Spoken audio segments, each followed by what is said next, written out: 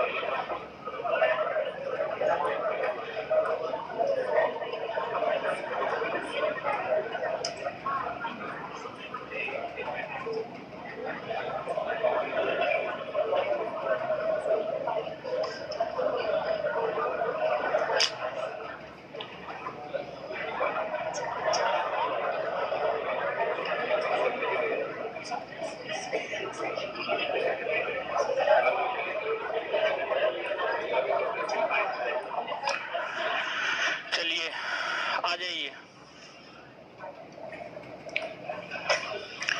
पिछले क्लास में जो है आपको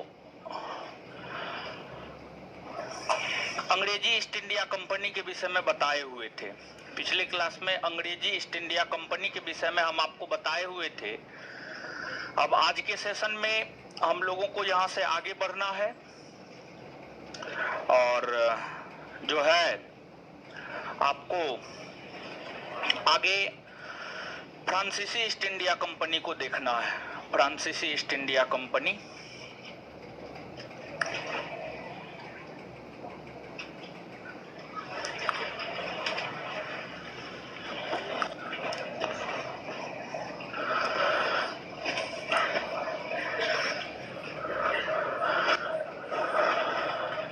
फ्रांसीसी ईस्ट इंडिया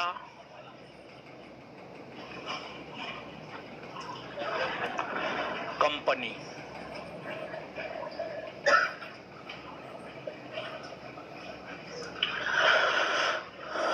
फ्रांसीसी ईस्ट इंडिया कंपनी।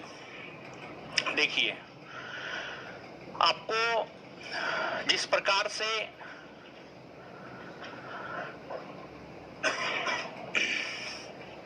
पुर्तगाली कंपनी, डच, ब्रिटिश, इन कंपनियों का भारत आगमन हुआ और ये कंपनियां भारत में व्यापार करके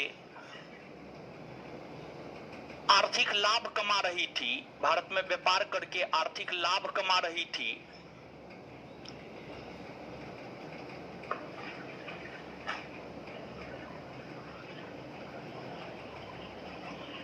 इसलिए फ्रांसीसियों ने भी यह सोचा कि जब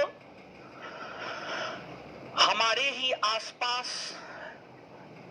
के देश की कंपनियां भारत के साथ व्यापार करके आर्थिक लाभ कमा रही है तो हम क्यों नहीं कमा सकते हैं। जैसे आपके परिवार में कोई अगर दरोगा बना होगा तो आप ये सोचे होंगे कि जब वो बन सकता है तो हम क्यों नहीं बन सकते हैं। सिर्फ इतना सोचने मात्र से आप नहीं बन जाइएगा, बल्कि जितना मेहनत सामने वाले ने किया है उतना मेहनत अगर आप भी करेंगे तभी आप बन पाएंगे, अदरवाइज नहीं बन पाएंगे। तो देखा देखी में, और जो देखा देखी में काम करता है ना, वो जीवन में सफल नहीं होता है। वो 100% है कि असफल ही होगा, सफल होने का कोई चांस ही नहीं है। तो जो फ्रांसीसी ईस्ट इंडिया कंपनी थी वो देखा देखी में स्थापित हुई, इसलिए फ्रांसीसी ईस्ट इंडिया कंपनी भारत में सफल नहीं हो पाई। तो फ्रांसीसी ईस्ट इंडिया कंपनी की स्थापना को देखेंगे, उसके बाद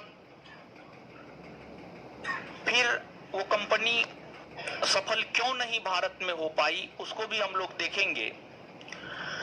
जो फ्रांसीसी ईस्ट इंडिया कंपनी है, फ्रांसीसी ईस्ट इंडिया कंपनी की स्थापना फ्रांस के सम्राट हुआ करते थे, फ्रांस के राजा हुआ करते थे, उनका नाम था लुई 14वां।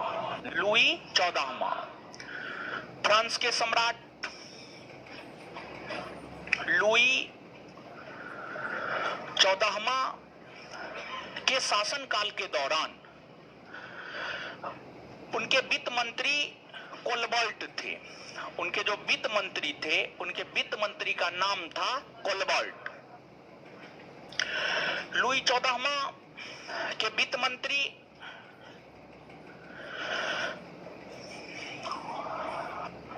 कोलबर्ट के प्रयास से, लुई 14वां के वित्त मंत्री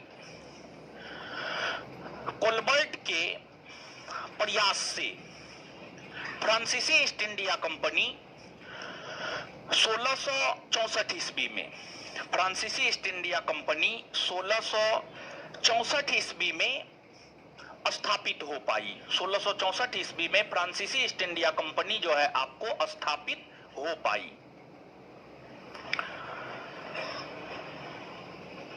इस कंपनी की स्थापना के बाद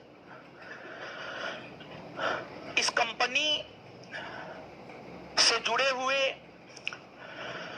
जो भी व्यापारी थे, सभी व्यापारियों ने तय किया कि अब हम लोगों को भारत जाना है और भारत जा करके जो है व्यापार करना प्रारंभ करना है, भारत जा करके व्यापार करना प्रारंभ करना है।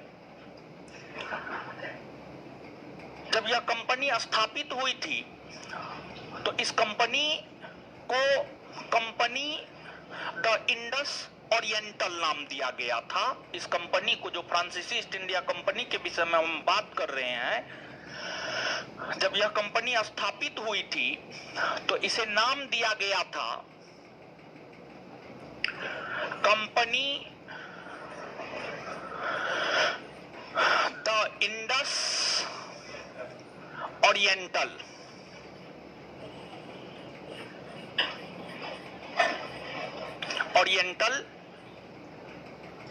और यही कंपनी जो है फ्रांसीसी ईस्ट इंडिया कंपनी के नाम से बाद के दिनों में जानी गई। इस कंपनी के बैनर तले या इस कंपनी का नेतृत्व करने को लेकर फ्रैंकोइस केरो को भेजा गया।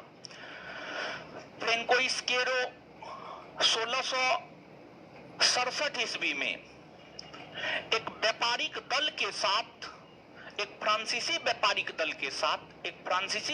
दल के साथ फ्रैंकोइस केरो भारत पहुंचे और भारत पहुंचने के बाद फ्रांसीसी ईस्ट इंडिया कंपनी ने अपना व्यापारिक कोठी खोलना प्रारंभ किया। इसी क्रम में फ्रांसीसियों ने अपना पहला व्यापारिक कोठी 1668 ईस्वी में सूरत में खोला। 1668 ईस्वी में सूरत में खोला। 1668 ईस्वी में सूरत में खोला। सूरत में पहली व्यापारिक कोठी फ्रांसीसी ईस्ट इंडिया कंपनी की खोली गई और फिर व्यापार होना प्रारंभ हुआ। सूरत भारत के पश्चिमी तट पर है। सूरत गुजरात में है और ये भारत का पश्चिमी भाग है, भारत का पश्चिमी तट है। सूरत में व्यापारिक कोठी खोलने के बाद फ्रांसीसियों ने यह सोचा कि हमें भारत के पूर्वी तट पर भी जो है व्यापारिक कोठी खोलने चाहिए। इसी क्रम में फ्रांसीसियों ने आंध्र प्रदेश के मसूलीपट्टनम में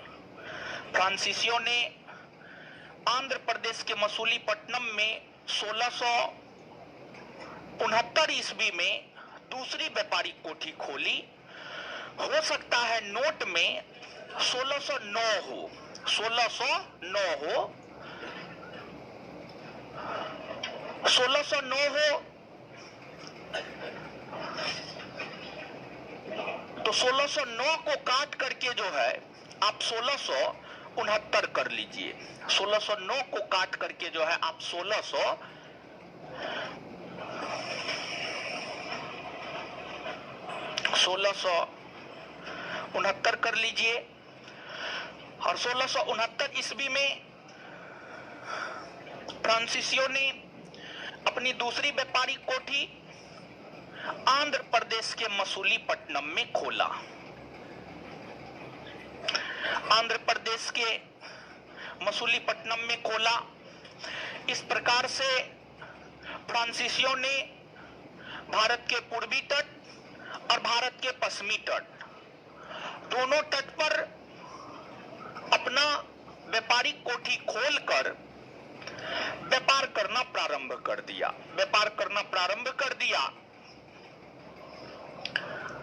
हर कंपनी अपने व्यापारिक कारखाना या व्यापारिक कोठी खोलकर जब व्यापार करना प्रारंभ किया तो हर कंपनी ने अपना अलग अलग मुख्यालय नगर बनाया। जैसे पुर्तगालियों ने शुरुआती दिनों में अपना मुख्यालय नगर कोचीन को बनाया, बाद में जाकर गोवा को बनाया। उसी प्रकार से अगर हम लोग अंग्रेजों की बात करें तो अंग्रेजों ने अपना व्यापारिक मुख्यालय प्रेसिडेंसी नगर बंबई, मद्रास और कोलकाता को बनाया। पहले बंबई कहा जाता था, आज मुंबई कहा जाता है। पहले बंबई ही कहा जाता था। उसी प्रकार से जो फ्रांसीसियों ने अपना मुख्यालय नगर पांडिचेरी को बनाया। फ्रांसीसियों ने अपना मुख्यालय नगर जो है पांडिचेरी को बनाया। और एक फ्रांसीसी गवर्नर था, उसका नाम था फ्रांसिस मार्टिन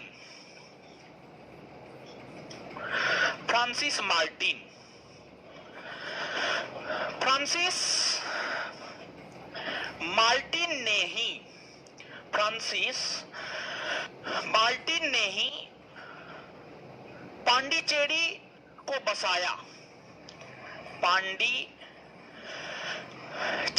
बसाया और पांडिचेरी को बसा करके उसे अपना मुख्यालय नगर बनाया। ध्यान दें, जिस प्रकार से जो मुंबई है, मुंबई के संस्थापक गेराल्ड अंगियार, कोलकाता के संस्थापक जॉब चार्नक, उसी प्रकार से जो पांडिचेरी है, पांडिचेरी की स्थापना फ्रांसिस मार्टिन के द्वारा किया गया। पांडिचेरी की स्थापना जो है फ्रांसिस मार्टिन के द्वारा किया गया। और फ्रांसिस मार्टिन ने पांडिचेरी की स्थापना कर पांडिचेरी को फ्रांसीसियों के मुख्यालय नगर के तौर पर स्थापित किया। इतना ही नहीं, जो बंगाल था ना, बंगाल को जब आप देखेंगे तो 17वीं और 18वीं सदी में, 17वीं और 18वीं सदी में भारत के संपन्न प्रांतों में बंगाल का नाम आता था, भारत के समृद्ध प्रांतों में बंगाल का नाम आता था, जिस वजह से हर यूरोपीय कंपनी अपने आप को बंगाल निश्चित तौर पर ले जाना चाहता था। इसी क्रम में फ्रांसीसियों ने भी यह योजना बनाया कि हमें भी अपने आप को बंगाल में स्थापित करने हैं, हमें भी अपने आप को बंगाल में स्थापित करने हैं।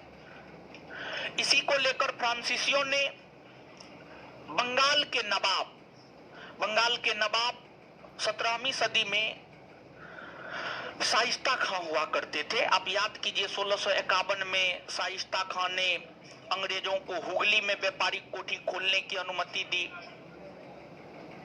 शाह सूजा, शाइस्ता खां नहीं, शाह सूजा। तो जो फ्रांसीसी थे, फ्रांसीसियों ने भी बंगाल के नवाब से एक क्षेत्र किराया पर लिया और वहीं पर फ्रांसीसियों ने एक बस्ती को स्थापित किया, जो बस्ती इतिहास में चंद्रनगर के नाम से जाना जाता है, जो बस्ती इतिहास में चंद्रनगर के नाम से जाना जाता है। जैसे बंगाल में अंग्रेजों ने कोलकाता को अपना एक व्यापारिक केंद्र बिंदु बनाया, उसी प्रकार से फ्रांसीसियों ने बंगाल के भीतर चंद्रनगर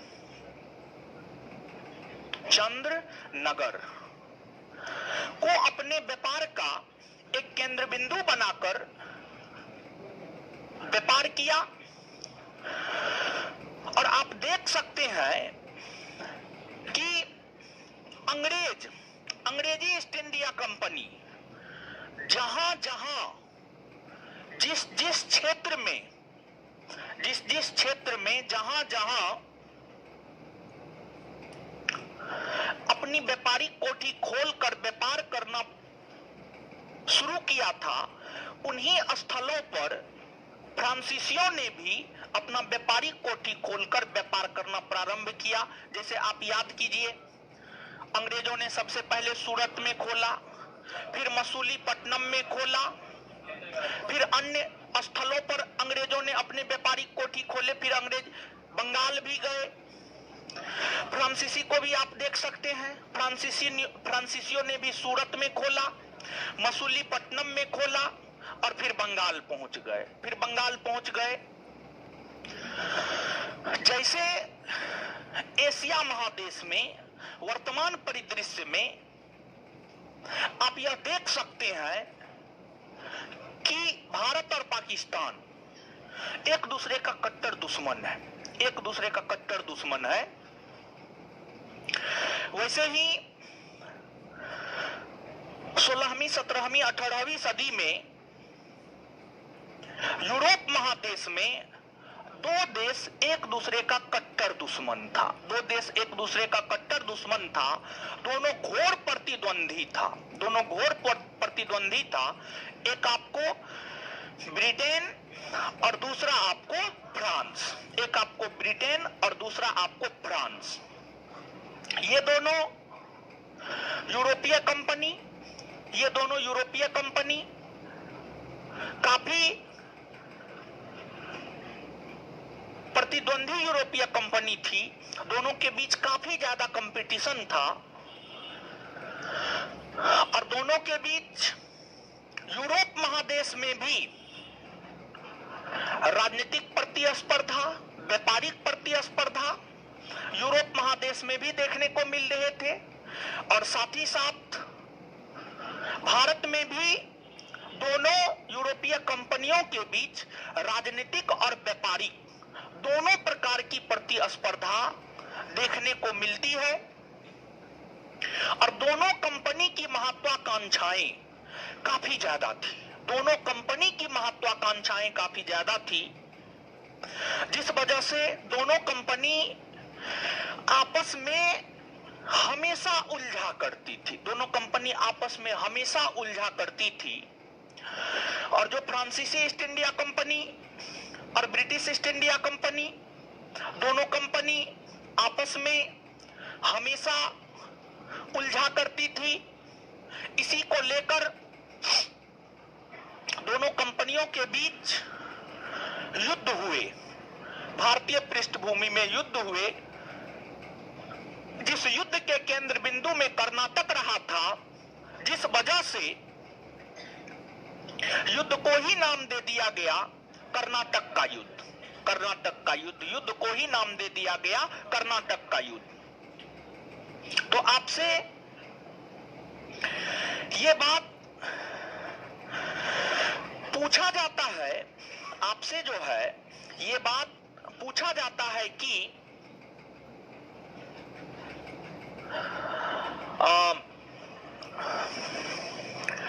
कर्नाटक का युद्ध किन दो यूरोपीय कंपनियों के बीच हुआ है? कर्नाटक का युद्ध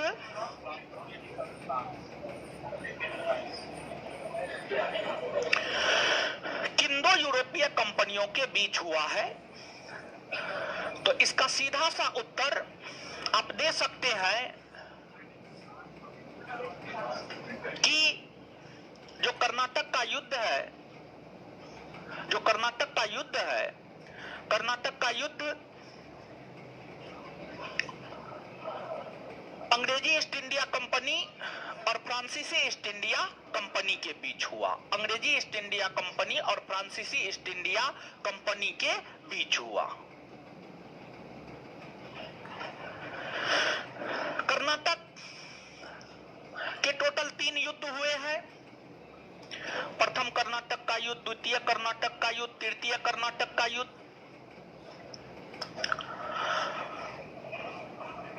कर्नाटक के हर युद्ध होने का अपना अलग अलग कारण है। कर्नाटक का प्रथम युद्ध हो, द्वितीय युद्ध हो, तृतीय युद्ध हो, हर युद्ध का अपना संदर्भ है, हर युद्ध का अपना कारण है। कोई भी युद्ध ऐसे ही नहीं हो जाता है। तो सबसे पहले हम लोग बात करते हैं प्रथम कर्नाटक युद्ध की। प्रथम कर्नाटक युद्ध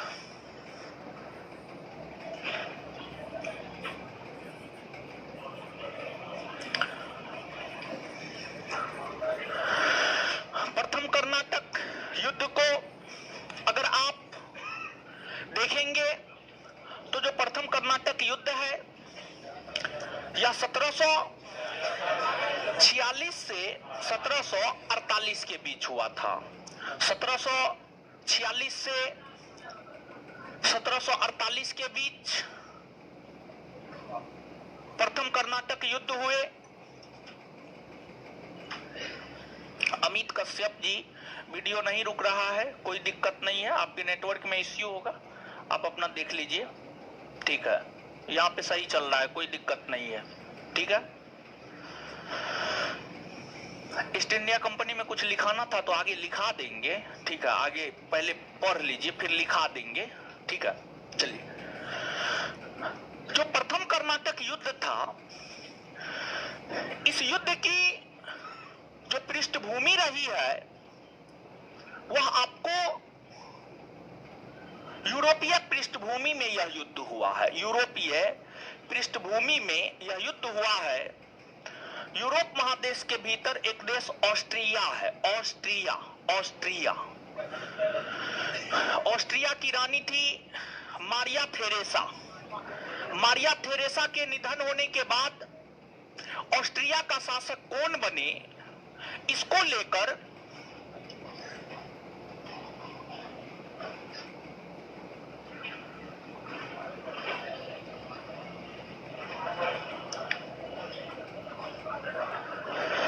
मारिया थेरेसा को लेकर जो है, मारिया थेरेसा का जब निधन हो गया, मारिया थेरेसा का जब निधन हो गया तो मारिया थेरेसा के निधन होने के बाद जो है ऑस्ट्रिया का उत्तराधिकारी कौन बने, उसको लेकर फ्रांस और ब्रिटेन यूरोप महादेश में लड़ रहा था। जिसको ऑस्ट्रिया का उत्तराधिकारी युद्ध कहा गया। और ऑस्ट्रिया के उत्तराधिकारी युद्ध से ही प्रथम कर्नाटक युद्ध प्रभावित था। प्रथम कर्नाटक युद्ध जो है ऑस्ट्रिया के उत्तराधिकारी युद्ध से प्रभावित था।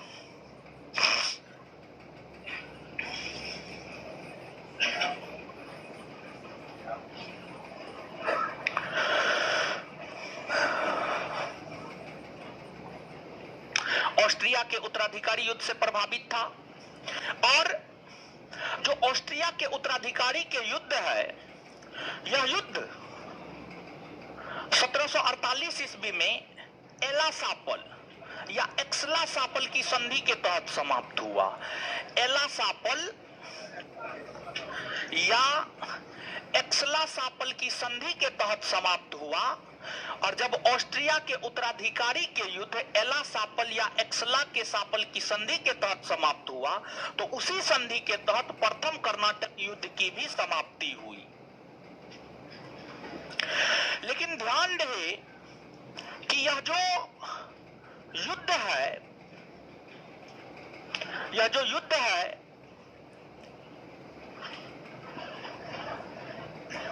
अरे नहीं रुक रहा है, अजीब बात करते, रुक रहा है जी, है नहीं रुक रहा है। देखिए हम स्वयं देख रहे हैं, आप लोग अजीब बात करते हैं। आपका नेटवर्क इश्यू रहता है, फिर भी जो है नौटंकी बतियाते हैं, समझे। रुक रहा है तो लाइव क्लास छोड़ दीजिए करना, रिकॉर्डेड जब अपलोड हो जाएगा ना तो जाकर के कर लीजिएगा, क्या दिक्कत है। ठीक है, रुक नहीं रहा है यहां से।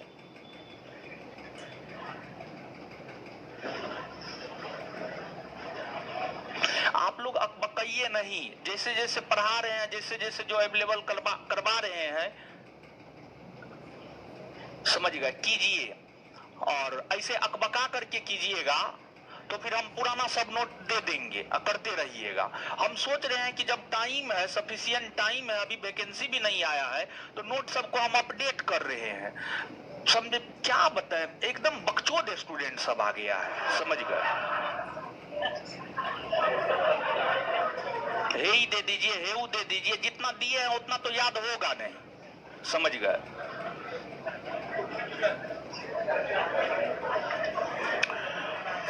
जितना दिया उतना याद है। बायोलॉजी पूरा खत्म हो गया है, पूछे उठा करके तो नानी याद आ जाएगा 2 मिनट में।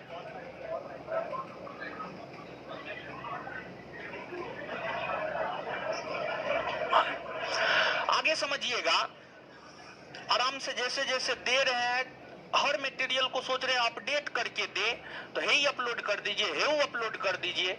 जो चल रहा है बस वही अपलोड होगा, जो नहीं चल रहा वो अपलोड नहीं होगा। कल केमिस्ट्री का क्लास नहीं हुआ है, समझ गए। कल जो है क्वेश्चन आंसर हुआ था, क्वेश्चन आंसर का वीडियो अपलोड है, जाकर के देखिए, समझ गए। क्वेश्चन आंसर का वीडियो अपलोड है, जाकर के देखिए। अब समझिएगा आप, ये तो प्रथम कर्नाटक युद्ध जो है ऑस्ट्रिया के उत्तराधिकारी युद्ध से प्रभावित है। इस युद्ध की समाप्ति एला सापल या एक्सला सापल की संधि के तहत हुआ है, और उसी संधि के तहत इस युद्ध की समाप्ति हो गई है। ये तो ठीक है, समझ गए, ये तो ठीक है। लेकिन भारत में इस युद्ध के होने का कारण क्या है? भारत में इस युद्ध के होने का कारण क्या है? तो भारत में इस युद्ध के होने का कारण यह है कि जो है एक फ्रांसीसी जहाज था, समझिए, एक फ्रांसीसी जहाज था। फ्रांसीसी जहाज,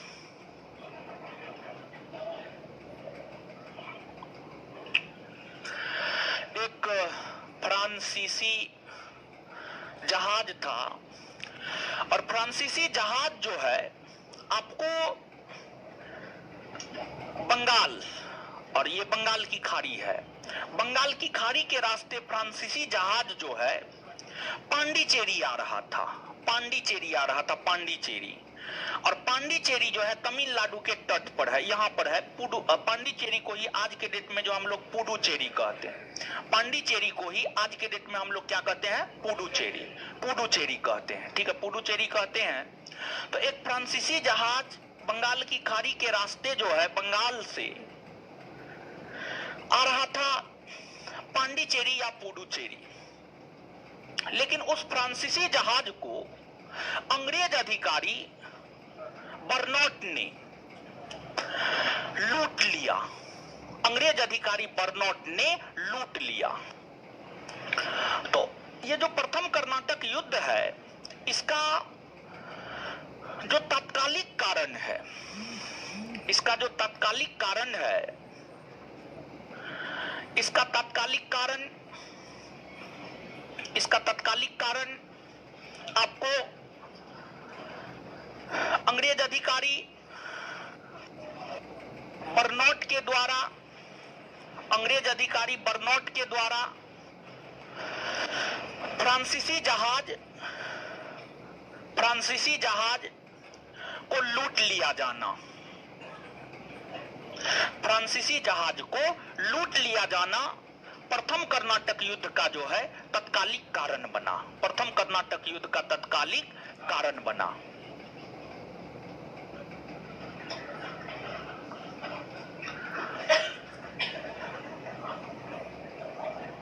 अब देखिएगा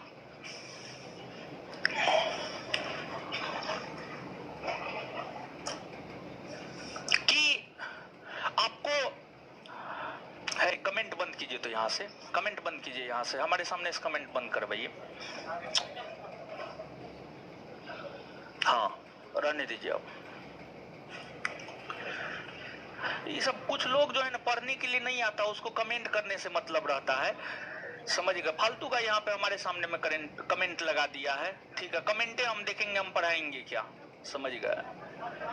तो कमेंट जो है ना क्लास में बंद रखिए, जब पढ़ा रहे हो ना कमेंट बंद करके रखिए, समझ गए।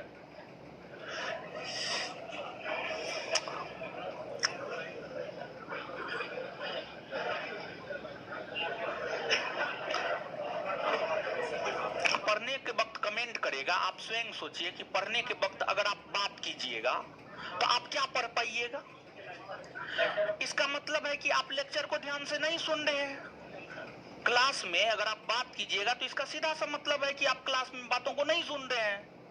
अगर आप कमेंट करने में लगे हुए हैं, मतलब आप हमारी बातों को नहीं सुन रहे हैं, सिर्फ आप अपनी बात रख रहे हैं। तो आप हमारी बातों को सुनने के लिए आए हैं, अपनी बात रखने के लिए नहीं आए।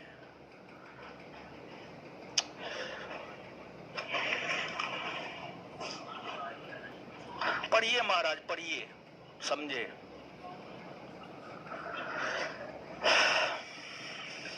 हाँ, सुनिएगा आप, देखिए, अगर बात की जाए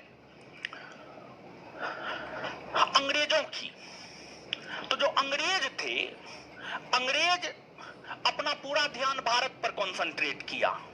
लेकिन फ्रांसीसी की अगर आप बात करेंगे तो फ्रांसीसी जो है अपना कुछ ध्यान भारत पर कंसंट्रेट किया और कुछ ध्यान दक्षिणी पूर्वी एशिया पर कंसंट्रेट किया था, दक्षिणी पूर्वी एशिया पर कंसंट्रेट किया था। तो फ्रांसीसियों का जो व्यापार था, फ्रांसीसियों का व्यापार भारत के साथ साथ मॉरिशस के क्षेत्र में भी हुआ करता था, इंडोनेशिया के क्षेत्र से भी जो है फ्रांसीसियों का व्यापार हुआ करता था। लेकिन अंग्रेज जो है पूरी तरह भारत में अपने आप को मजबूत बनाया था।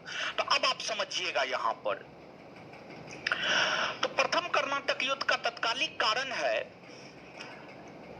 अंग्रेज सेना अधिकारी बर्नौट द्वारा फ्रांसीसी जहाज को लूट लिया जाना।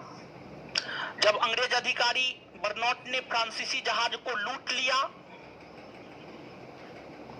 तो फ्रांसीसियों को लगा कि ये तो हमारे साथ अन्याय हुआ है। तो फिर फ्रांसीसी गवर्नर डुप्ले हुआ करते थे उस समय। और फ्रांसीसी गवर्नर डुप्ले ने मॉरिशस के फ्रांसीसी सेनापति से सहायता की मांग की, जिसका नाम था ला बूडर्न। तो भारतीय फ्रांसीसी गवर्नर डुप्ले और मॉरिशस के फ्रांसीसी गवर्नर ला बूडर्न दोनों एक हो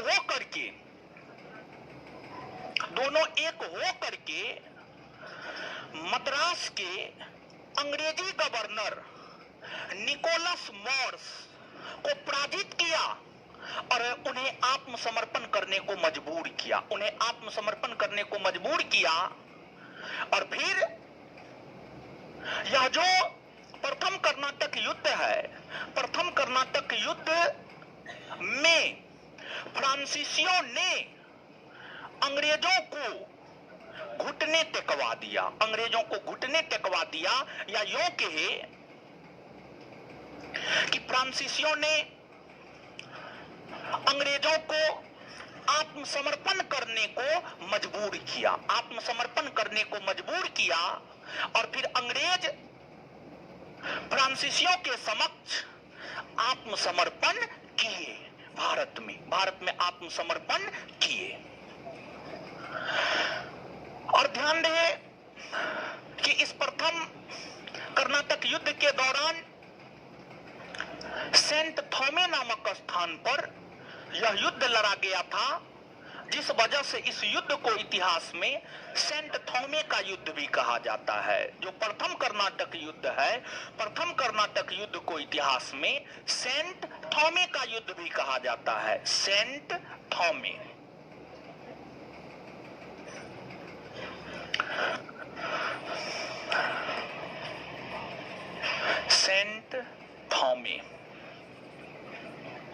का युद्ध, सेंट थॉमे का युद्ध कहा जाता है। सेंट थॉमे का युद्ध कहा जाता है। यह तो प्रथम कर्नाटक युद्ध की बात हुई। इसके बाद आगे है आपको द्वितीय कर्नाटक युद्ध। द्वितीय कर्नाटक युद्ध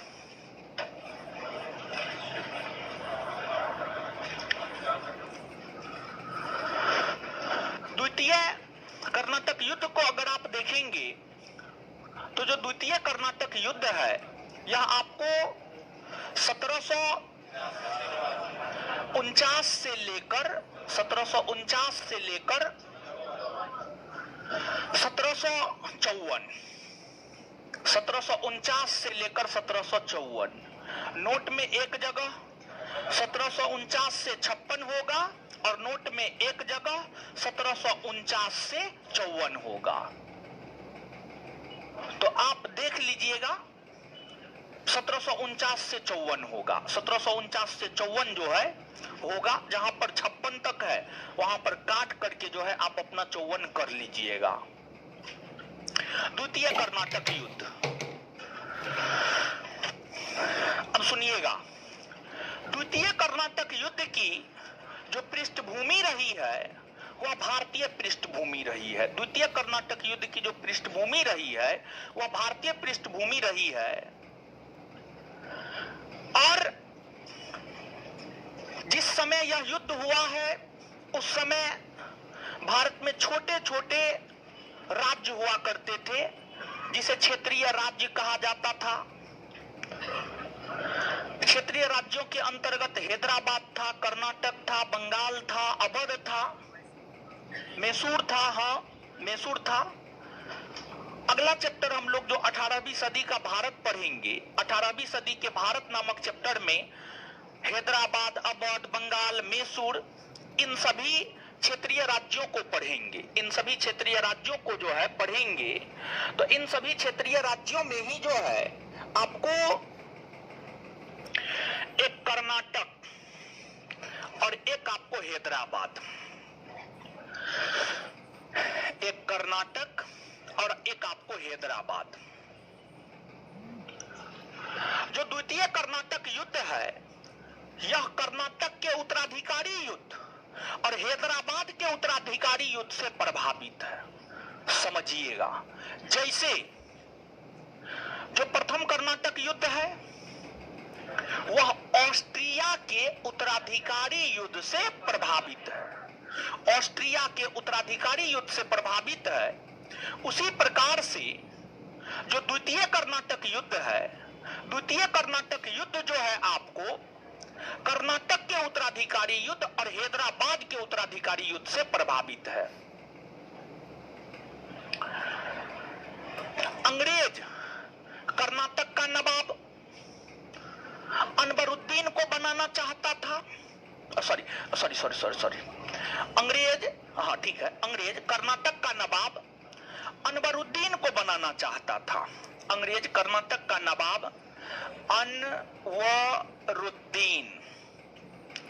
अनवरुद्दीन को बनाना चाहता था। वहीं जो आपको फ्रांसीसी था वो कर्नाटक का नवाब उनके जीजा चंदा साहब को बनाना चाहता था, चंदा साहब को बनाना चाहता था। फिर अंग्रेज हैदराबाद का निजाम नासिर जंग को बनाना चाहता था, नासिर जंग। वही फ्रांसीसी हैदराबाद का निजाम मुजफ्फर जंग को बनाना चाहता था, मुजफ्फर जंग। तो जो द्वितीय कर्नाटक युद्ध है, द्वितीय कर्नाटक युद्ध 1749 से 54 के दौरान हुए और यह युद्ध कर्नाटक के उत्तराधिकारी युद्ध और हैदराबाद के उत्तराधिकारी युद्ध से प्रभावित था। देखिए, अगर अंग्रेज अपने मन मुताबिक अनवरुद्दीन और नासिर जंग को, अनवरुद्दीन को कर्नाटक का नवाब और नासिर जंग को हैदराबाद का निजाम बना देता तो अंग्रेजों की मदद से ये लोग गद्दी पर बैठते। तो ये लोग व्यापारिक छूट किसको देते? अंग्रेज को देते। ये लोग व्यापारिक छूट किसको देते? अंग्रेज को देते। लेकिन अगर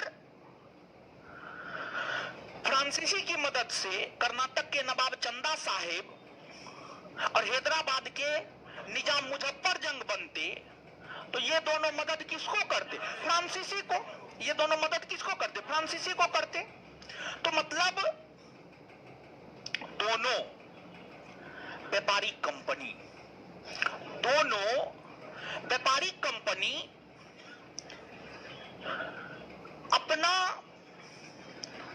अपने व्यापारिक उद्देश्य की पूर्ति के लिए, अपने व्यापारिक उद्देश्य की पूर्ति के लिए अलग अलग व्यक्ति को कर्नाटक और हैदराबाद का निजाम बनाना चाहता था। इसी को लेकर दोनों कंपनी आपस में उलझ गया और फिर जो युद्ध हुआ उस युद्ध को इतिहास में कर्नाटक का युद्ध, और इसमें हैदराबाद में अंग्रेज सफल रहा। हैदराबाद में अंग्रेज सफल रहा। हैदराबाद नासिर जंग को बनाना चाहता था, नासिर जंग को बना दिया। और कर्नाटक में फ्रांसीसी सफल रहा। कर्नाटक में फ्रांसीसी सफल रहा। कर्नाटक में फ्रांसीसी चंदा साहब को बनाना चाहता था और चंदा साहब बन गए। मतलब एक क्षेत्रीय राज्य में अंग्रेजों का वर्चस्व हुआ हैदराबाद में और एक में फ्रांसीसियों का वर्चस्व हुआ, कर्नाटक में फ्रांसीसियों का वर्चस्व हुआ। क्योंकि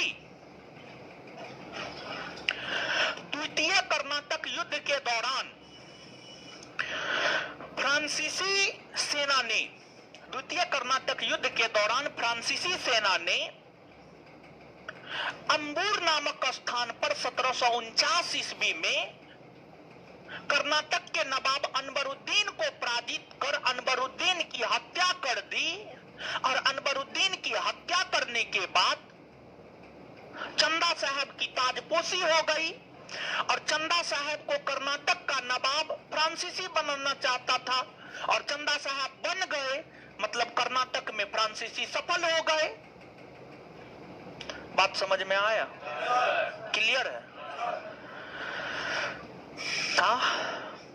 क्या हुआ? इसके बाद इस प्रकार से द्वितीय कर्नाटक युद्ध हुए। और द्वितीय कर्नाटक युद्ध की समाप्ति अंततः पांडिचेरी या गोडेहू के संधि के तहत हुआ।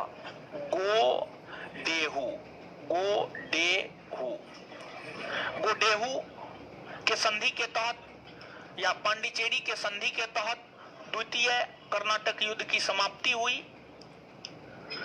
इसके बाद आपको तृतीय कर्नाटक युद्ध है। इसके बाद तृतीय कर्नाटक युद्ध है।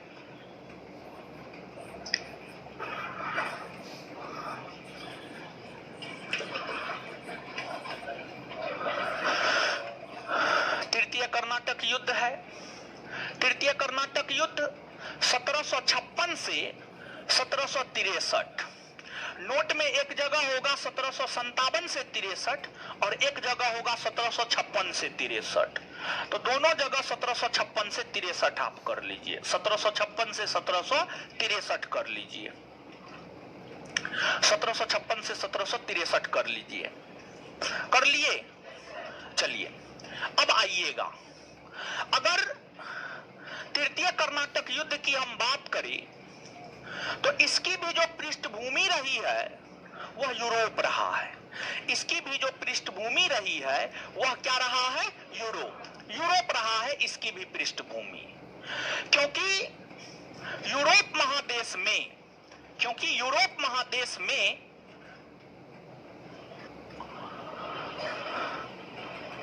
इंग्लैंड और फ्रांस के बीच सप्तवर्षीय युद्ध हो रहे थे। इंग्लैंड और फ्रांस के बीच वैश्विक स्तर पर सप्तवर्षीय युद्ध हो रहे थे।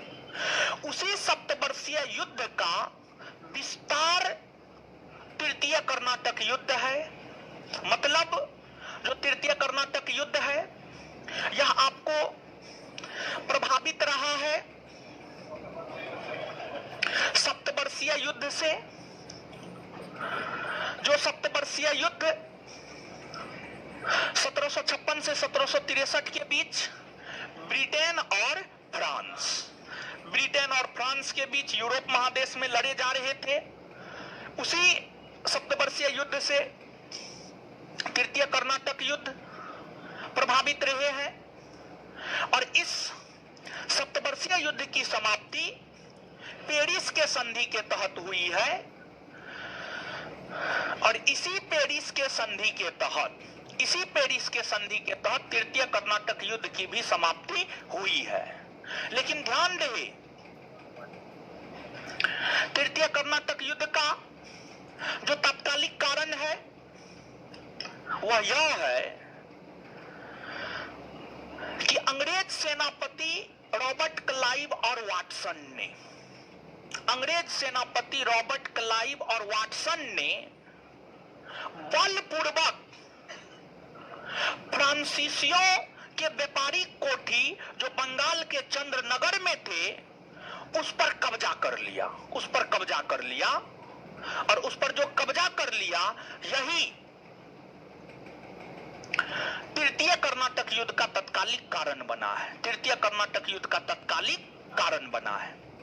एक बार फिर से सुनिएगा, आप बताइएगा, क्या फ्रांसीसियों ने बंगाल के चंद्रनगर में अपनी व्यापारिक कोठी खोली थी? हाँ या ना? हाँ, अपनी व्यापारिक कोठी खोली थी। तो एक अंग्रेज सेनापति था, अंग्रेज गवर्नर था रॉबर्ट क्लाइव और एगो था वाटसन।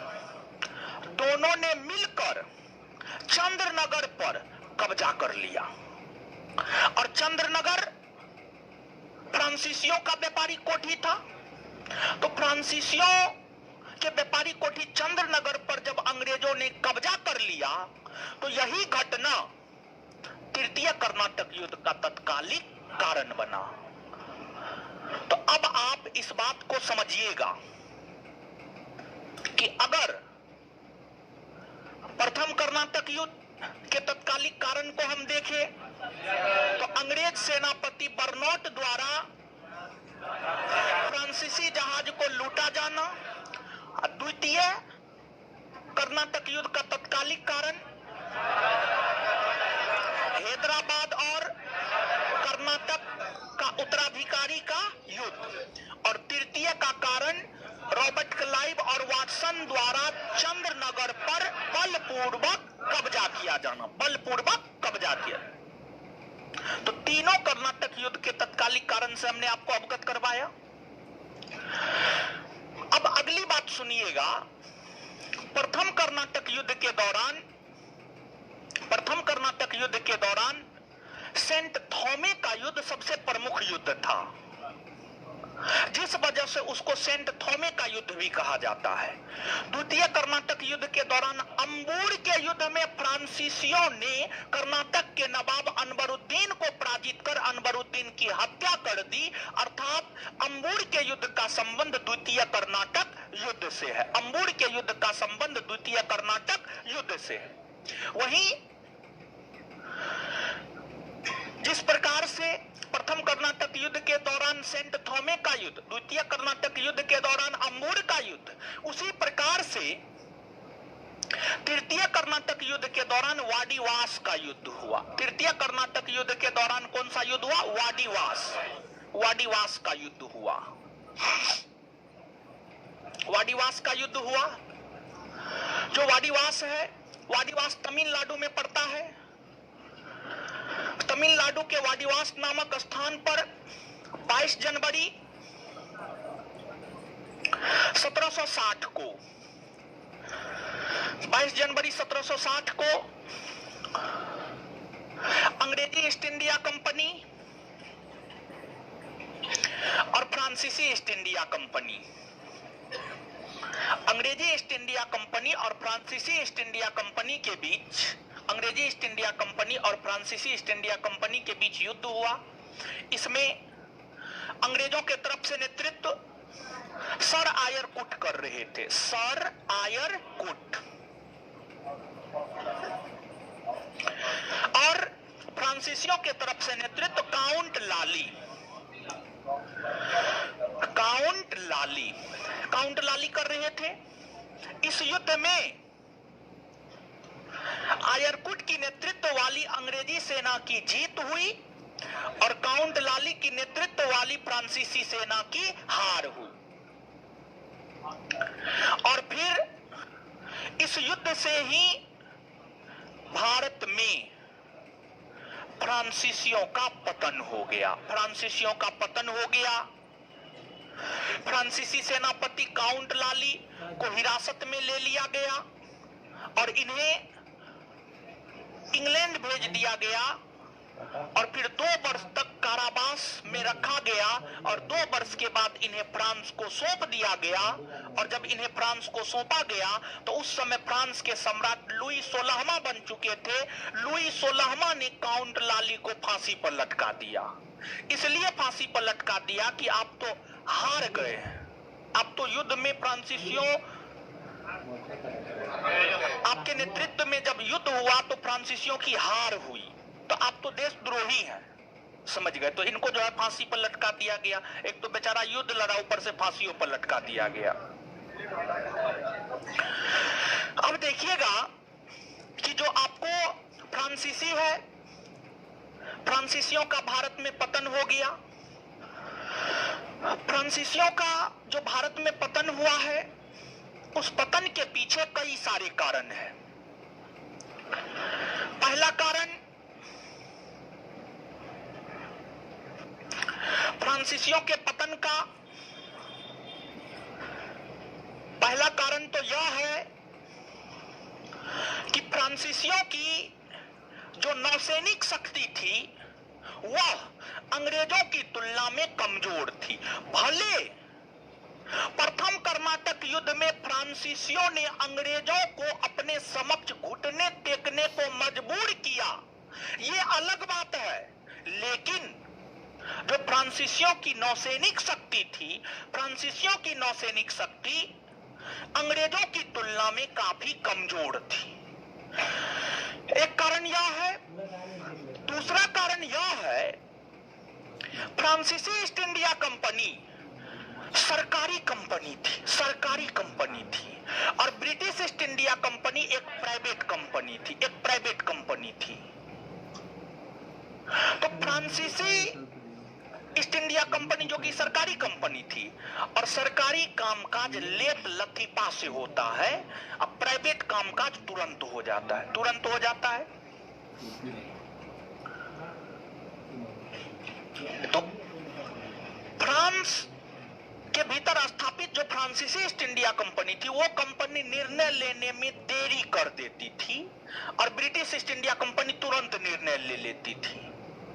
अब जो देर से निर्णय ले रहा है, जो देर से पढ़ना शुरू कर रहा है, और जो पहले निर्णय ले रहा है, पहले पढ़ना शुरू कर रहा है, तो जो पहले आएगा वो ना पहले पाएगा, जो बाद में आएगा वो बाद में ना पाएगा। ये वाला बात है। तो फ्रांसीसी कंपनी एक सरकारी कंपनी थी जहां पर निर्णय देर से ली जाती थी। ब्रिटिश ईस्ट इंडिया कंपनी एक प्राइवेट कंपनी थी जहां पर निर्णय शीघ्र ले ली जाती थी। यह भी फ्रांसीसियों के भारत में पतन के कारण रहे हैं। और फिर जो फ्रांसीसी गवर्नर थे, उनके बीच आपसी सहयोग और समन्वय की भावना नहीं थी, लेकिन अंग्रेज गवर्नर, अंग्रेज अधिकारी, अंग्रेज कर्मचारी में आपसी सहयोग और समन्वय की भावना थी। मतलब फ्रांसीसी गवर्नर अगर कोई सूरत में है, कोई बंगाल में है, कोई मद्रास में है, तो ये तीनों अपना अलग अलग रास्ता देखता था, ये तीनों अपना अलग अलग रास्ता देखता था, और सब सरकार को दिखाने में लगा हुआ था, नहीं हम बढ़िया है तो हम बढ़िया है। लेकिन ब्रिटिश गवर्नर अगर मद्रास में है, अब बंगाल में कोई घटना हो गया, तो बंबई, मद्रास, बंगाल तीनों मिल करके, एक होकर के सामना करता था चीजों का। तो जो फ्रांसीसियों के बीच आपसी सहयोग और समन्वय की भावना थी, उसमें कमी थी। अब वहीं ब्रिटिशों के बीच इसकी कमी नहीं थी, बल्कि एक दूसरे को सहयोग करते थे। इसके बाद फ्रांसीसियों के पतन का अगला कारण यह रहा है कि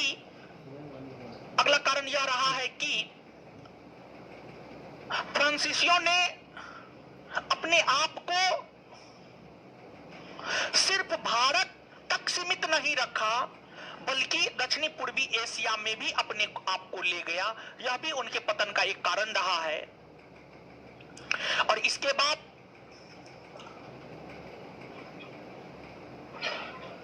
भारत की राजनीति में हस्तक्षेप, भारत की राजनीति में हस्तक्षेप बेवजह करना प्रारंभ सर्वप्रथम फ्रांसीसियों ने किया, जिस वजह से भारत के राजा महाराजा भी फ्रांसीसियों से खुश नहीं थे। ये तमाम कारण रहे हैं जिस वजह से भारत के भीतर फ्रांसीसी ईस्ट इंडिया कंपनी जो है आपको असफल रही है, असफल रही है। क्लियर है? तो इसको जो है आप एक बार पढ़ लीजिएगा, लेकिन ध्यान दीजिएगा, घर पे पढ़ लीजिएगा। एक बार आइए यहाँ पर याद कर लेते हैं। यही सब बात है, लैंग्वेज थोड़ा सा ज्यादा है नोट में, ठीक है, यही सब बात है। मूल तौर पर यही सब बात जो है आपको याद रखना है। तो अब आज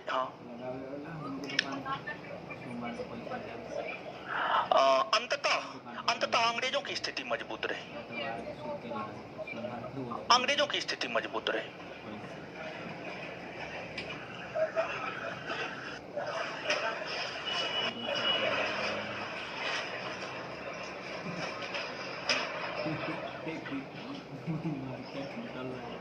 चलिए आइए तो अब थोड़ा सा बोर्ड पे आइए। पहले याद कीजिए पागल की तरह। घर पे कैसे पढ़ते हैं? क्या घंटा पढ़ते हैं? सही बताइए। तो 8 घंटा प्लस कौन कौन पढ़ते हैं? सेल्फ स्टडी 8 घंटा प्लस, सेल्फ स्टडी 8 घंटा प्लस कौन कौन पढ़ते हैं? हाथ खड़ा कीजिए। तो मम्मी कसम, अच्छा, बस इतने लोग, अब बाद बाकी क्या, यहाँ पटना बकरी चराने आए हैं?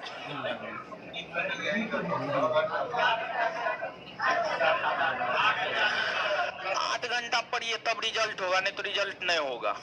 रिजल्ट क्या है? डगरा पर का बैगन है, हाथ पर का मूली है, कि गए 10 रुपया में जाके उठा लिए।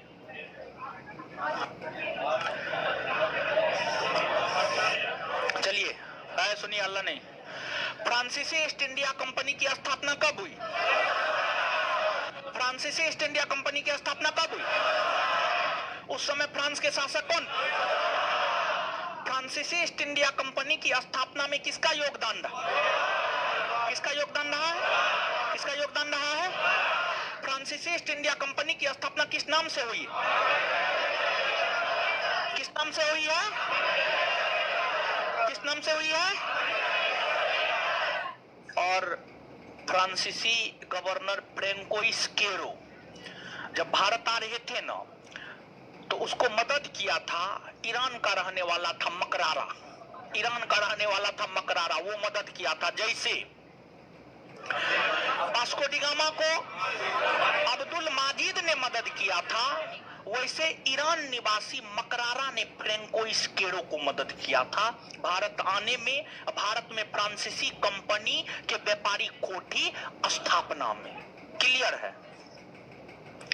फ्रांसीसियों ने अपनी पहली व्यापारी कोठी कहां खोली? कब खोली? दूसरी व्यापारी कोठी कहां खोली? कब खोली? फ्रांसीसियों का मुख्यालय नगर, मुख्यालय नगर। और ध्यान दीजिएगा, पांडिचेरी को लेकर बड़ी अजीब कहानी है। पांडिचेरी पर फ्रांसीसियों का भी कुछ समय तक कब्जा रहा है, अधिकतर समय तक पांडिचेरी पर फ्रांसीसियों का ही कब्जा रहा है, जिस वजह से अभी भी पांडिचेरी में आप जब पहुंचेंगे तो अभी भी आपको वहां पर फ्रांसीसी बस्ती देखने को मिल जाएगा, फ्रांसीसी बस्ती देखने को मिल जाएगा। पांडिचेरी को लेकर डच, अंग्रेज, फ्रांसीसी तीनों लड़ रहा था, तीनों लड़ रहा था। पांडिचेरी को लेकर डच, अंग्रेज, फ्रांसीसी तीनों लड़ रहा था। कुछ समय तक डचों का भी अधिकार पांडिचेरी पर रहा, कुछ समय तक जो है अंग्रेजों का भी अधिकार रहा, और सबसे अधिक समय तक फ्रांसीसियों का अधिकार रहा। तो फ्रांसीसियों का मुख्यालय नगर कहां था? कहां था? इसकी स्थापना किसने की है? इसकी स्थापना किसने की है?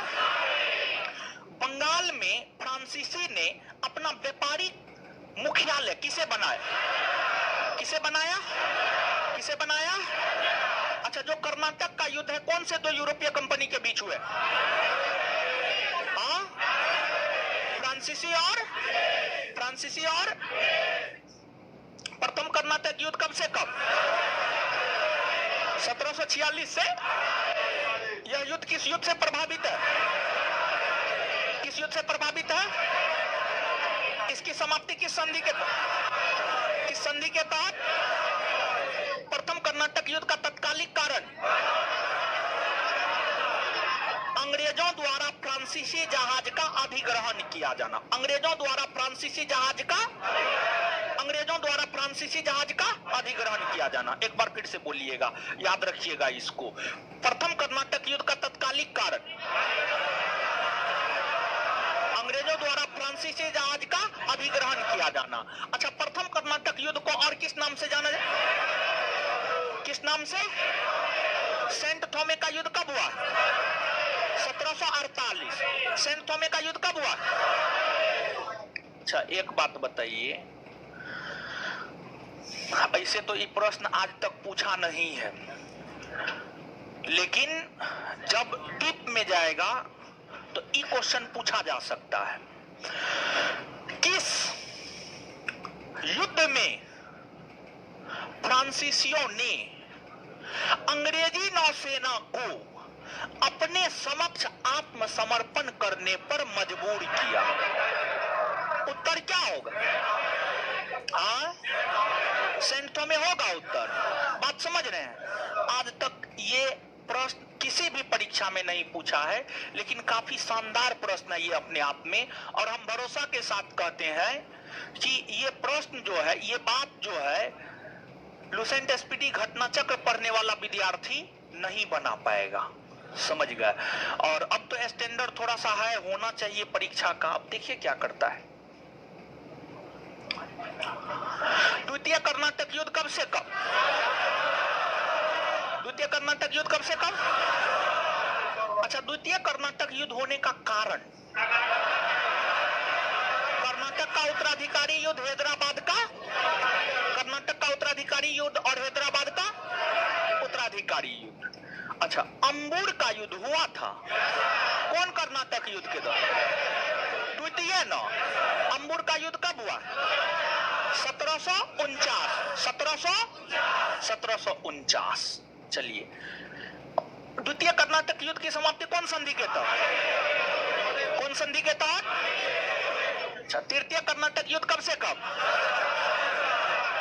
कब से कब? तृतीय कर्नाटक युद्ध किस युद्ध से प्रभावित था? सप्तवर्षीय। यह सप्तवर्षीय युद्ध यूरोप महादेश में किस दो देश के बीच हो रहा था? ब्रिटेन और। इस सप्तवर्षीय युद्ध की समाप्ति कौन संधि के तहत? और तृतीय कर्नाटक युद्ध की समाप्ति पेरिस की संधि के तहत। इसके बाद तृतीय कर्नाटक युद्ध का तत्कालिक कारण क्या था? अंग्रेज अधिकारी रॉबर्ट क्लाइव और वाटसन द्वारा चंद्रनगर पर कब्जा कर लिया जाना। एक बार फिर से इसको बोल दीजिए तो। अंग्रेजों द्वारा चंद्रनगर पर कब्जा किया जाना। अंग्रेजों द्वारा चंद्रनगर पर कब्जा किया जाना। और इसके बाद आगे बोलिएगा, बाडीबास का युद्ध कब हुआ है? किसके किसके बीच? अंग्रेजों की तरफ से नेतृत्व किस? फ्रांसीसी के तरफ। इस युद्ध में किसकी जीत हुई? किसकी जीत हुई? इस युद्ध से फ्रांसीसियों का पतन हुआ भारत में। फ्रांसीसियों का पतन भारत में किस युद्ध से? वाडीवास का। वाडीवास का बात क्लियर है? एगो बात और बता दीजिए बस, ठीक है। सेंट थॉमे का युद्ध किस कर्नाटक युद्ध के दौरान? प्रथम ना। अच्छा, अंबुर का युद्ध किस कर्नाटक? बाडीवास का युद्ध प्रथम कर्नाटक युद्ध की समाप्ति किस संधि के तहत? द्वितीय, तृतीय। क्लियर है? खत्म हो गया, ठीक है। पहला चैप्टर खत्म। अब महत्वपूर्ण तथ्य है, उस महत्वपूर्ण तथ्य को आप याद कर लीजिएगा, ठीक है। अब जो है आप नीचे से कुछ लिखना प्रारंभ कीजिए। तो महत्वपूर्ण तथ्य है, उसको याद कर लीजिएगा। 1 मिनट दीजिए, दीजिए। महत्वपूर्ण तथ्य में जो है चौथा नंबर पॉइंट में आइएगा। चौथा नंबर पॉइंट में आइएगा। चौथा नंबर पॉइंट में आकर के 1540 के जगह 1580 कर लीजिए। 1540 के जगह 1580 कर लीजिए। बाद बाकी सब सही है। तो ये महत्वपूर्ण तथ्य आप अपना याद कर लीजिएगा। और उसके बाद पीछे में क्वेश्चन आंसर है, और क्वेश्चन आंसर जो है आप याद कर लीजिएगा। और इसके बाद जो है इसका क्वेश्चन आंसर का आंसर भी हम दिए हुए हैं, तो आंसर देख करके याद कर लीजिएगा। बाद बाकी जो है इस चैप्टर को अच्छे ढंग से पूरा का पूरा पढ़ लीजिएगा। और जहां पर भी आपका कंफ्यूजन होगा इस चैप्टर से संबंधित आप हमसे पूछ लीजिएगा। जो भी गलती सही होगा, ऐसे तो हम सही करवा दिए हैं, लेकिन फिर भी अगर आपको किसी भी चीज में डाउट होगा तो फिर जो है आप इसको कर लीजिएगा, समझ गए। और 1 मिनट में कोई ऐसे छात्र हैं जो आंसर में टिक किए हैं, आंसर टिक कर लिए हैं? चलिए एक बार सब लोग अपना अपना नोट पलट लीजिए तो। और ऑनलाइन वाले लोग, आप लोग भी नोट पलट लीजिए।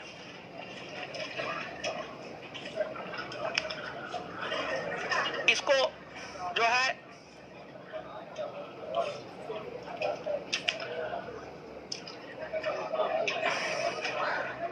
एक बार पूरा क्वेश्चन आंसर अभी देखना पॉसिबल हो पाएगा?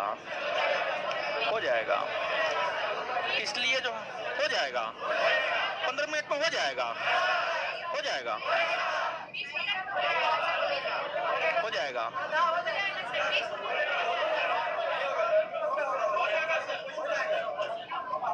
अच्छा आप लोग देख लीजिएगा, आज पॉसिबल नहीं हो पाएगा, नहीं हो पाएगा। 15 मिनट में उतना क्वेश्चन है। 169 क्वेश्चन है, नहीं हो पाएगा, अगले क्लास में करवा दें। कुछ लिखाना है, लिखिए। आंसर दे दिया महाराज।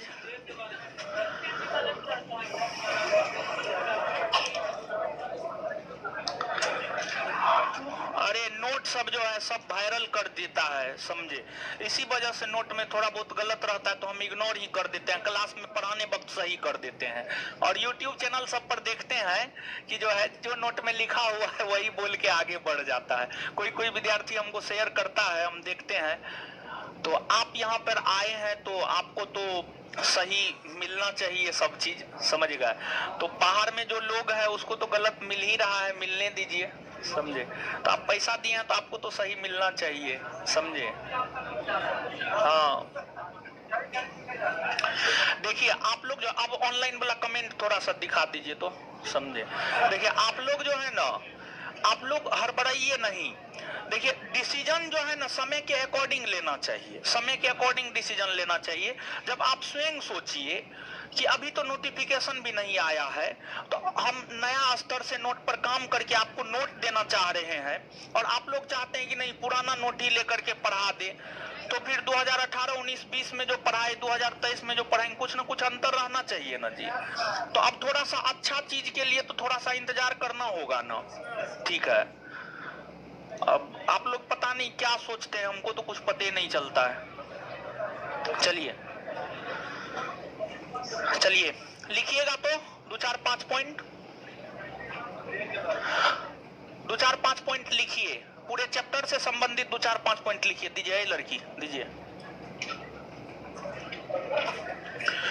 महत्वपूर्ण तथ्य में ही लिख लीजिए, ठीक है। थोड़ा सा टाइम दीजिएगा तो नोट बेहतर देंगे, टाइम नहीं दीजिएगा तो फिर वही हम पुराना दे देंगे, हमको क्या है। लेकिन हम सोच रहे हैं कि क्वेश्चन कुछ भी है तो आप बना करके है, उसके लिए टाइम देना पड़ेगा।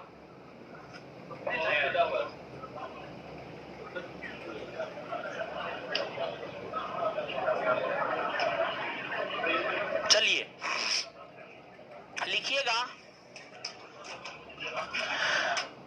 सबसे पहले तो आप यही लिखिए,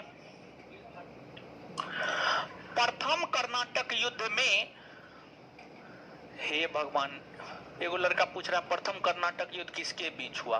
अंग्रेज और फ्रांसीसी के बीच हुआ, अंग्रेज और फ्रांसीसी के बीच हुआ।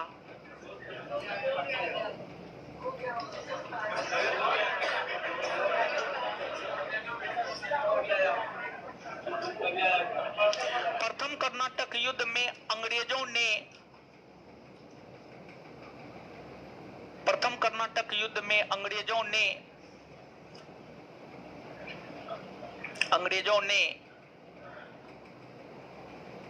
प्रथम कर्नाटक युद्ध में अंग्रेजों को फ्रांसीसियों ने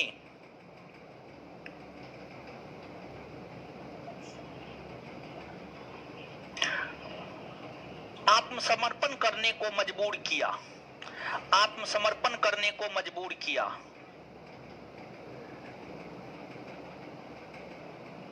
आत्मसमर्पण करने को मजबूर किया। अगला पॉइंट लिखिएगा,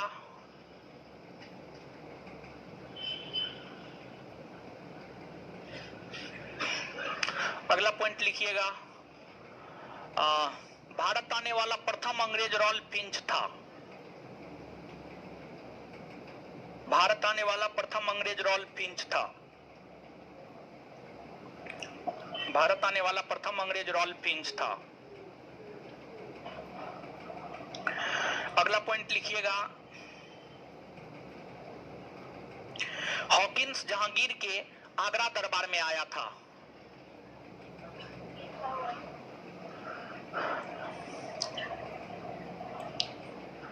हॉकिंस जहांगीर के आगरा दरबार में आया था, तो वहीं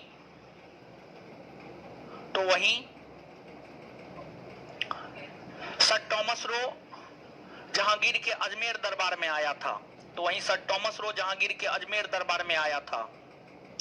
तो वहीं सर टॉमस रो जहांगीर के अजमेर दरबार में आया था। जहांगीर के अजमेर दरबार में आया था। जहांगीर के अजमेर दरबार में आया था।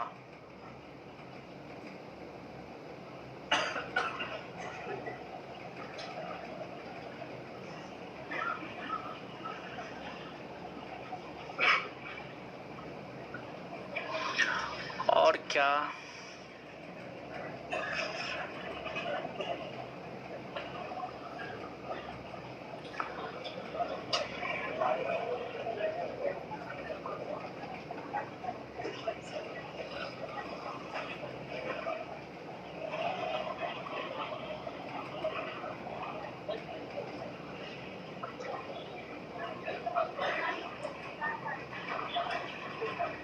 बाद बाकी चीज सब तो है ही है, सब चीज तो है ही है, और कुछ है।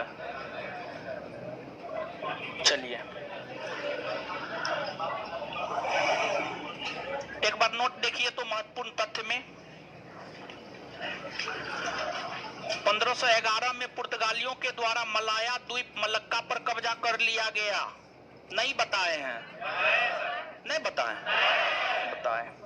1515 में फारस खाड़ी के मोहाने स्थित हरमुज बंदरगाह पर पुर्तगालियों के द्वारा कब्जा कर लिया गया। 1530 इस वर्ष पुर्तगालियों के द्वारा गोवा की प्रशासनिक केंद्र स्थापित किया गया, यानी गोवा को राजधानी बनाया गया। हाँ, वही सब 1540 की जगह 1580 करवा दिए हैं ना। 1580 प्रथम जेसुइट मिशन फादर आकाबीबा एवं फादर मॉन्सरेट अकबर के दरबार में पहुंचा था। सही है। 1560 इस वर्ष पुर्तगालियों द्वारा प्रथम ईसाई धार्मिक न्यायालय की स्थापना की गई। इस न्यायालय का उद्देश्य विधर्मी लोगों को सजा करना था। 1612 सूरत में इसी वर्ष कप्तान थॉमस बेस्ट के नेतृत्व की सेना ने पुर्तगालियों को पराजित किया। हाँ, स्वाली के युद्ध में। 1580 इस वर्ष पुर्तगाल पर स्पेन का कब्जा हो गया। यह प्रमुख कारण था पुर्तगाली शक्ति का भारत में पराजित होने का। ठीक है। 1576 डचों ने भारत आगमन के साथ दक्षिण एशिया से पुर्तगालियों को इस वर्ष तक बाहर कर दिया। ठीक है। 1613 इस वर्ष पुर्तगालियों ने सूरत में मुगल शासक के शाही जहाज लूट लिए। जहांगीर इस घटना के पश्चात सूरत के मुगल गवर्नर को पुर्तगालियों को दंडित करने का आदेश दिया। मुबारक खान ने अंग्रेजी नौसेना के कप्तान डॉल्टन की सहायता से पुर्तगालियों को सामुद्रिक युद्ध में पराजित किया। मुगल शासक एवं ईसाई धर्म कुल 3 बार पुर्तगाली मिशनरीज को अकबर ने सनिवेदन बुलाया था। आप देख सकते हैं, इसमें लिखा हुआ है, सारा कुछ समझ गए। पहला 28 फरवरी 1580 को 2 पादरी एकाबीबा एंटोनियो मॉन्सरेट दरबार पहुंचे। दूसरी बार 1590 में दरबार पहुंचे और तीसरी बार 1595 में। वर्ष 1606 में जहांगीर के कार्यकाल में विशाल चर्च को कॉलेजियम या पादरी आवास बनाए रखने की अनुमति दी गई। 1608 में आगरा में एक दीक्षा स्थान आयोजित किया गया। इंग्लैंड के राजा जेम्स प्रथम का राजदूत कैप्टन हॉकिंस की जहांगीर के दरबार में 1608 में उपस्थित हुआ। हॉकिंस के विद्वता से प्रसन्न होकर जहांगीर ने अर्मेनियाई ईसाई मुबारक शाह की बेटी से उसकी शादी करा दिया। पुर्तगालियों ने मुगल शासन के विरुद्ध जाकर हुगली को बंगाल की खाड़ी में लूटपाट का अड्डा बना दिया था। 1611 में स्थापित मसूलीपट्टनम का कारखाना प्रथम अस्थायी कारखाना है, क्योंकि कुछ राजनीतिक विरोध के कारण इनको बंद करना पड़ा। तदुपरांत 1613 सूरत में अंग्रेजों ने प्रथम अस्थायी कारखाना स्थापित किया। वर्ष 1688 में बंबई एवं पश्चिमी समुद्र से मुगल बंदरगाहों का घेरा डाला एवं मक्का जाने वाले हज यात्रियों को बंदी बनाने का प्रयास किया। इस कृत्य से गुस्साए औरंगजेब ने अंग्रेजों को भारत छोड़ने का आदेश दिया था। मुगल शासक ने अंग्रेजों को माफी मांगने पर मजबूर कर दिया। भारत में व्यापारिक विस्तार के लिए अंग्रेज फ्रांसीसी संघर्ष हुए, जिसमें विजयी रहे। इस विजय का प्रमुख कारण अंग्रेजी नौसेना का मजबूत रहा। इसमें विजयी अंग्रेज रहा है, स्पष्ट नहीं किया है, अंग्रेज विजयी रहा है और अंग्रेज के विजयी का कारण अंग्रेजी नौसेना का मजबूत होना है। फिर आपको ये वाला पॉइंट दोहरा दिया गया है। 1632 में पटना में डच ईस्ट इंडिया कंपनी का प्रवेश द्वारा जो आर्थिक तंगी के कारण बंद हो गया। वर्तमान में पटना लॉ कॉलेज उसी स्थान पर है। तो मतलब जो है यहाँ पर जो है आपको ये बात कह रहा है कि बिहार में सर्वप्रथम कारखाना डचों ने खोला था 1632 में पटना में। 1632 में पटना में, ठीक है। नील की सबसे सर्वोच्च किस्म बनाया में तैयार की जाती थी। विलियम हेजेज जगह का नाम है, बयाना होगा यहाँ पर। बयाना होगा राजस्थान में है, बयाना होगा। विलियम हेजेज बंगाल का प्रथम चीफ एजेंट था। एशिया में मुक्त व्यापार करने वाले व्यापारी इंटरपोलर कहलाते थे। फ्रांसीसी बस्तियों का वास्तविक संस्थापक फ्रांसिस मार्टिन को माना जाता है। फिजियोक्रेट, मुक्त व्यापार करने के पक्षधर फ्रांसीसी फिजियोक्रेट कहलाते थे। यूरोप से भारत आए 1616 डेनिश कंपनी ने अपनी प्रथम फैक्ट्री 1620 में तंजौर के ट्रेंकाउर में स्थापित किया। दूसरी फैक्ट्री सीतारामपुर बंगाल में स्थापित किया। 1725 में डेनिश कंपनी अपना समस्त व्यापार अंग्रेजों के हाथ बेच दिया एवं वापस चले गए। 1725 के जगह 1825 कीजिए, यहाँ पर 1825। चलिए, तो इसमें जो है वही चीज है, इसमें जो है वही चीज है जो आपको, इसमें वही चीज है जो आपको पढ़ाए हैं अंदर में। तो इस प्रकार ये चैप्टर खत्म हुआ। अब आपका काम है इसको याद कर लेना और ऑब्जेक्टिव का आंसर भी दिए हुए हैं उसको भी याद कर लेना। जिसमें डाउट होगा अगले क्लास में आप पूछ लीजिएगा, ठीक है। और अगले क्लास में आएंगे तो एक बार सरसरी निगाह से आंसर भी हम आपको दिखवा देंगे, ठीक है। पहला चैप्टर खत्म हुआ। दूसरा चैप्टर का नोट आप लोग के पास है ना? अगले क्लास से जो है दूसरा चैप्टर, अगले क्लास से जो है दूसरा चैप्टर प्रारंभ करेंगे, ठीक है।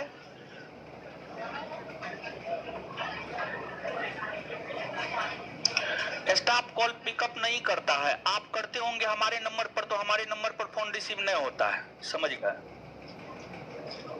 आप इस सब नंबर पर कीजिए ना, फोन पिकअप होगा। इस नंबर पे कीजिए, इस सब नंबर पे कीजिए, फोन पिकअप होगा, ठीक है। अरे फोन ही इतना आता है ना कि फोन उठाना बड़ी मुश्किल हो जाता है। 3 गो नंबर है, एक दिन में हजारों कॉल आता है, समझे। स्टाफ रखे हुए हैं स्पेशली, फिर भी नहीं हो पाता है। चलिए,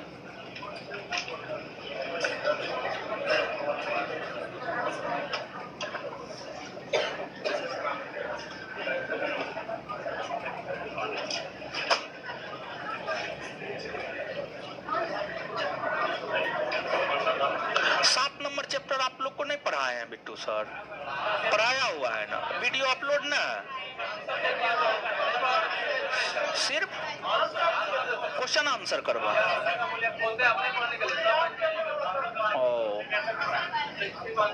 मोहम्मद शमीम जी 7 नंबर का जो है सिर्फ क्वेश्चन आंसर ही करवाए हैं, तो क्वेश्चन आंसर वाला वीडियो अपलोड है, वो देख लीजिए।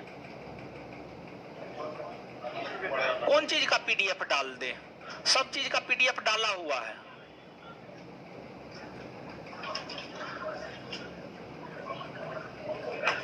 चलिए आगे आइए। तो अब दीजिए, होमवर्क सब पूछते हैं। क्या दिए थे होमवर्क सब? 2 नंबर पढ़ के आए हैं, बताइएगा। खड़ा हो जाइए। चावल के प्राचीनतम साक्ष्य कहां से मिले? कोल्डी हवा, कोल्डी हवा।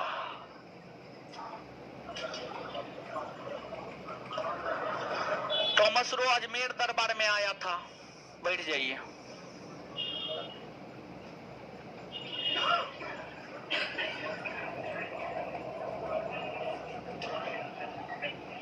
बताइए तो सब लोग सम्मिलित रूप से ही बोलिए।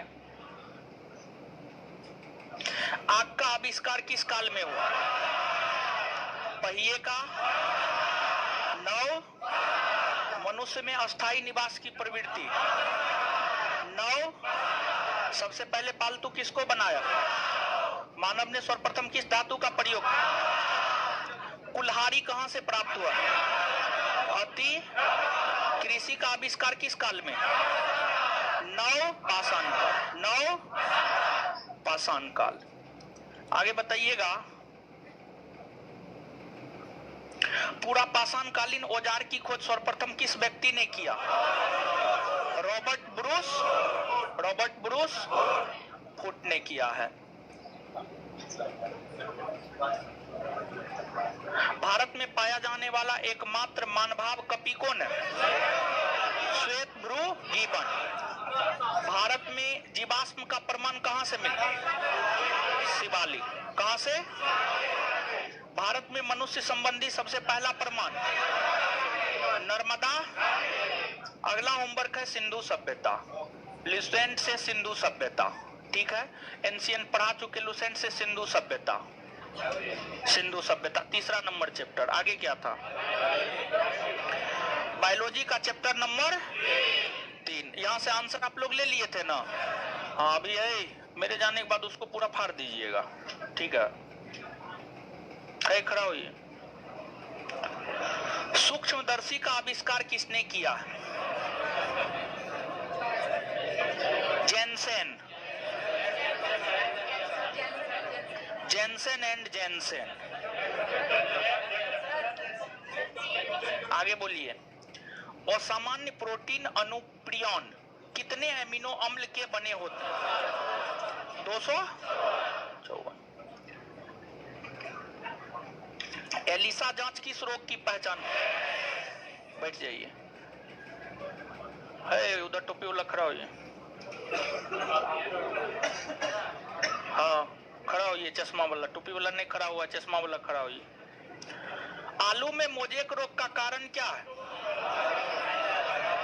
जीवाणु, विषाणु, फफूंदी, शैवाल। विषाणु क्या है?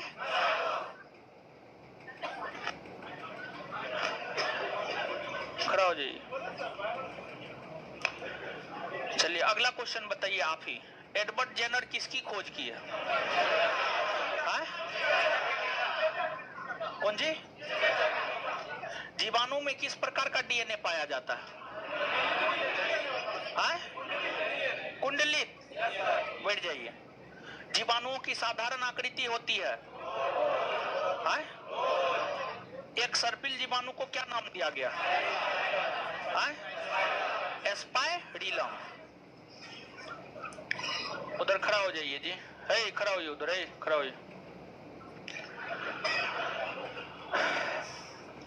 जीवाणुओं में श्वसन का स्थान है? जीवाणुओं में श्वसन का स्थान है कोशिका झिल्ली, कोशिका झिल्ली। बैठ जाइए। जवाब कहां दिए हैं आप? उधर खड़ा होइए, खड़ा होइए उधर, उधर वो चश्मा वाली के बगल में।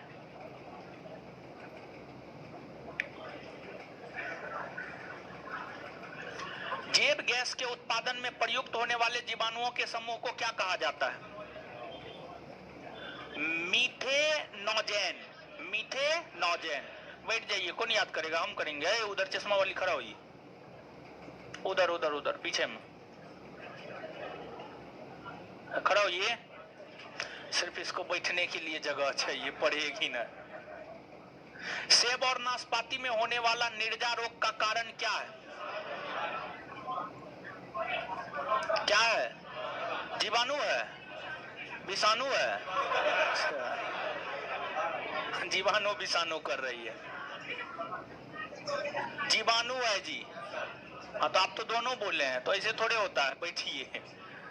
उधर चश्मा वाला खड़ा होइए, तो वहां पे पिलर के पास। नीफ जीन किस में पाया जाता है? नीफ जीन किस में पाया जाता है? राइजोबियम में। राइजो, जो नए छात्र हैं वो यहाँ से आंसर लिए थे। हाँ तो नहीं लिए थे तो हम क्या करें? कल तो हम बोलवे किए थे, तो हम फरमाएंगे ना। नहीं लिए तो आप नहीं लीजिए, बैठ जाइए। कल बोले थे ना हम लेने के लिए। कौन कौन लोग नहीं लिए? कल आए थे क्लास, परसों आए थे। हाँ तो नहीं लिए हैं तो अब हम कुछ नहीं कर सकते हैं। अजीब बाल बना करके आप लोग रखे हैं। एक रोज क्लास आते हैं, एक रोज नहीं आते हैं, ऐसा क्यों करते हैं? हाँ तो अगल बगल से ले लीजिए, जिसके पास होगा हेल्प कर दीजिएगा। बताइए तो सम्मिलित रूप से, कवक में भोजन का रूप क्या होता है? ग्लाइको। कवक की कोशिका भित्ति किसकी बनी होती है? काइटिन व हेमीसेल्यूलोज। पेनिसिलियम क्या है? क्या है? ईस्ट में कायिक जनन किसके द्वारा होता है? किसके द्वारा? पेनिसिलिन की खोज किसने की है? किसने? सभी कवक सदैव क्या होते हैं? क्या होते हैं? विविध पोषी। सबसे बड़े आकार का इम्यूनोग्लोबिन कौन है?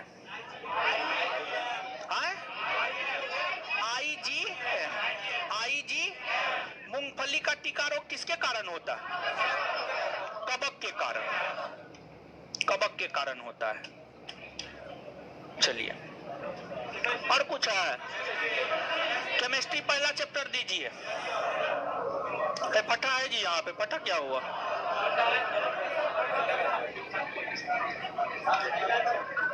खड़ा हो जाइए, खड़ा हो जाइए। विरंजक चूर्ण क्या है? तत्व यौगिक मिश्रण विलयन। बैठ जाइए, खड़ा हो जाइए। आप कल क्लास आए थे? हाँ बोलिए। खड़िया क्या है? तत्व यौगिक मिश्रण। बैठ जाइए, पीछे वाली खड़ा हो जाइए।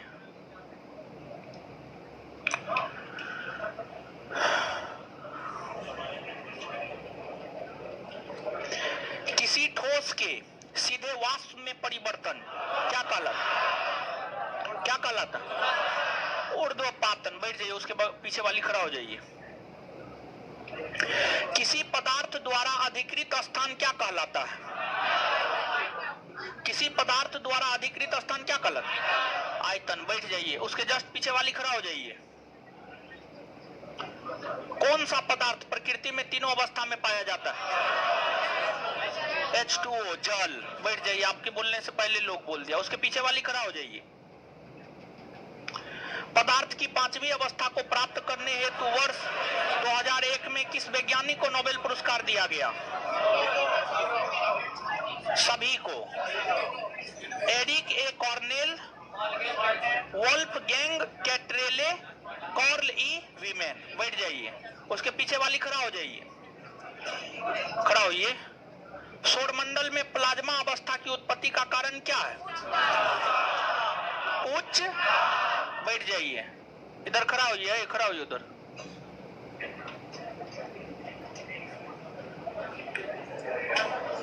किसमें अंतराण्विक बल प्रबलतम होता है? जल, हाइड्रोजन, रुई, दाल। दाल में होगा। ऑप्शन के अकॉर्डिंग 67 वो क्वेश्चन है।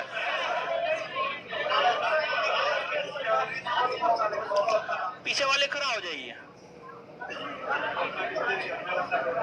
पदार्थ के किस अवस्था में तरलता के अभिलक्षण पाए जाते हैं? द्रव और गैस। उसके पीछे वाले खड़ा हो जाइए। पदार्थ के भौतिक वर्गीकरण में कौन एक शामिल नहीं है? धातु। क्या शामिल नहीं है? धातु। वो तो हम बोले हैं, आप थोड़े बोले हैं। उसके पीछे वाले खड़ा हो जाइए। पदार्थ की अवस्थाओं की अधिकतम संख्या 5। बैठ जाइए। चलिए, हो गया।